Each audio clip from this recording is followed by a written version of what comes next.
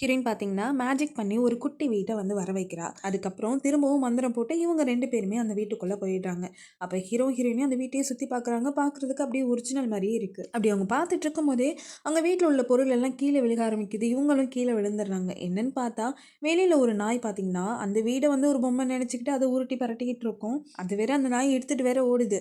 அப்படி ஓடும்போது இவங்க 2 பேரும் கீழ வந்து விழுந்துடுறாங்க. இவங்களுக்கு அந்த வீடு வேணும். அதனால அந்த நாயவே தொரத்திட்டு போறாங்க. அந்த நாய் வந்து ஒரு இடத்துல மாட்டிக்குது. அதுக்கப்புறம் அங்கேருந்து போறதுக்கு பாதை இல்ல. அப்ப ஹீரோயின் வந்துட்டு நாய் கூட பேச்சுவார்த்தைலாம் நடத்துறா. ஆனா, அது இவங்கள சுத்தமா கண்டுக்கிற மாதிரியே இல்ல. அப்ப ஹீரோ வந்து ஒரு கல்ல எடுத்து அதுக்கு மந்திரத்த போட்டு அத ஒரு பன்னு மாரி மாத்திடுறான். அத தூக்கி போடவும் அந்த நாய் பார்த்துட்டு அத எடுக்கிறதுக்காக போயிடும். அப்ப அந்த வீட வந்து போட்டுட்டு போயிரும். அத இவங்க 2 பேரும் எடுத்துருவாங்க. இப்ப அந்த நாய் பார்த்துட்டு இவங்கள தொரத்த ஆரம்பிக்குது. இவங்க 2 பேருமே ஓடி வந்துட்டாங்க. இப்ப அந்த வீட வந்து ஹீரோ வந்து அலசிட்டு இருக்கான். அந்த நாய் வந்து வாயால தானே கவ்வி எடுத்துட்டு போயிருக்கும். அதனால அந்த வீட்ட வந்து ஃபுல்லா அலசிட்டு இருக்கான்.